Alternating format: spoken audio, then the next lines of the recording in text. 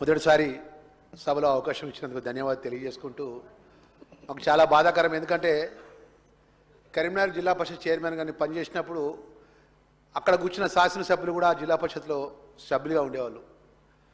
ఇక్కడికి వచ్చిన తర్వాత గత శాసనసభ సమావేశాలు జరుగుతుంటే హరీష్ రావు గారు మాట్లాడే తీరు కానీ, కేటీఆర్ గారు మాట్లాడే రన్నింగ్ కామెంటరీ కానీ, పక్కనే ఉన్న పల్లె రాజేశ్వరరెడ్డి గారు వారు మాట్లాడే తీరు కానీ ఎంత బాధాకరంగా ఇస్తుందంటే, ఒక గౌరవమైన చట్టసభలో తెలంగాణ ప్రజానీకం ఎన్నుకోబడ్డ గౌరవ ముఖ్యమంత్రి గారు, గౌరవ మంత్రివర్యులు, శాసనసభ్యులందరము ప్రజల పక్షాన చట్టాన్ని చేసి ప్రజలకు మేలు చేసే కార్యక్రమం చేపడతాం అనుకున్నాం. ఎప్పుడు చూసినా కూడా వాళ్ళు మాట్లాడే మాటలు ఏంటంటే, మనం మాట్లాడిన మాటలకు కౌంటర్ ఏ విధంగా ఇవ్వాలి, మళ్ళీ ఏ విధంగా ఇబ్బంది పెట్టాలి, మీరు ఇచ్చినటువంటి గ్యారంటీ పథకాలు ఎప్పుడు అమలు చేస్తారనేటువంటి ఏకవచనంతో మాట్లాడు.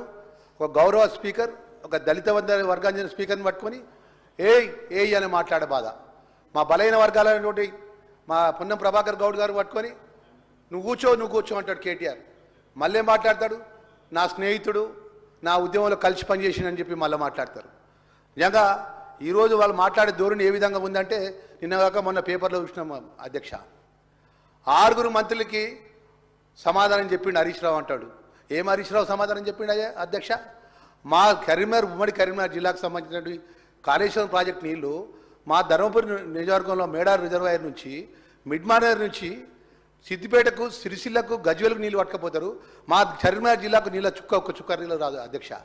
ఎంత బాధాకరమైన విషయం తెలుసా అధ్యక్ష? వెనుకట శ్రీరామ్ సాగర్ ప్రాజెక్టు సంబంధించిన జవహర్లాల్ శ్రీరామ్ సాగర్ ప్రాజెక్టు ద్వారా మా కరీంనగర్ జిల్లాకు నీళ్ళు వస్తాయి. వరద కాలువ కాంగ్రెస్ పార్టీ హయాంలో కట్టినటువంటి వైఎస్ రాజశేఖర్ కట్టిన వరద కాలువ ద్వారా నీళ్ళు వస్తాయి తప్ప ఈ ఎల్లంపల్లి ప్రాజెక్టు నుంచి మేడారం రిజర్వాయర్, మా కన్నతల్లి రిజర్వాయర్ నుంచి నీళ్ళు పట్టుకపోతాడు. అక్కడ హరీష్ రావు వచ్చి, అధ్యక్ష మీరు నమ్మరు అధ్యక్ష, మేడారం రిజర్వాయర్ దగ్గర రాత్రి పడుకున్నాడు.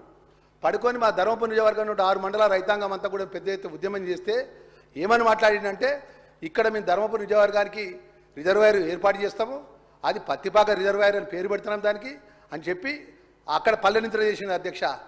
ఒక దొరగారింట్ల పల్లెనింత్ర చేసి ఏం చెప్పిండు, మేము ధర్మారం మండలంకు, వెరగడ్రు మండలానికి, ధర్మపురి నియోజకవర్గానికి తాగునీరు ఇస్తా అని చెప్పని అసెంబ్లీ సాక్షిగా ముఖ్యమంత్రి గారితో ప్రకటన ఇప్పించిండు అధ్యక్ష 2016-17లో.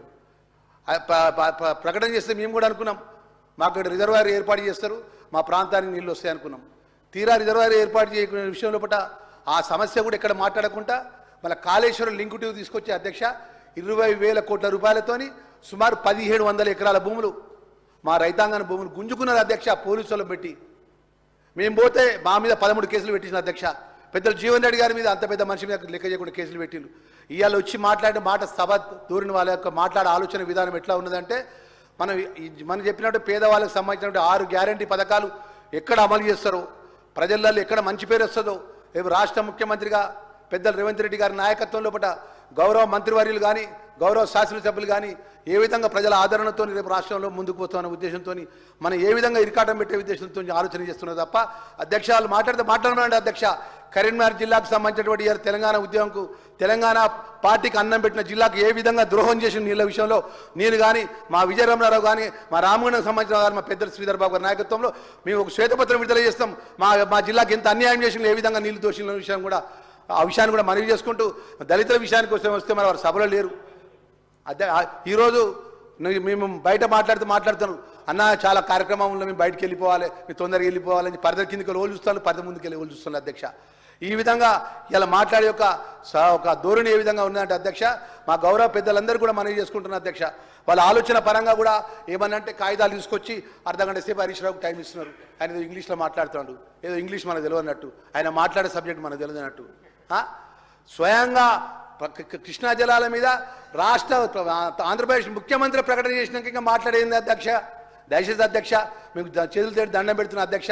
వాళ్ళు మాట్లాడే ధోరణికి ఒకసారి ఆలోచన చేసి టైం కూడా సరిగా ఇచ్చే విషయంలో పడగా ప్రత్యేకంగా దృష్టి పెట్టాలని మనవి చేసుకుంటూ, ముఖ్యంగా మా ప్రాంతానికి సంబంధించిన ధర్మపురి నియోజకవర్గ విషయంలో పట ఈ యొక్క కేసీఆర్ కానీ, కేటీఆర్ కానీ, హరీష్, అదేవిధంగా ముఖ్యమంత్రి గారు కానీ అన్ని విధాలు మా కరీంనగర్ జిల్లాలో చేసినటువంటి అన్యాయాన్ని కూడా మీరు టైం ఇచ్చిన చెప్తామనే విషయాన్ని మనవి చేసుకుంటూ నేను సెలవు తీసుకుంటున్నాను అధ్యక్ష.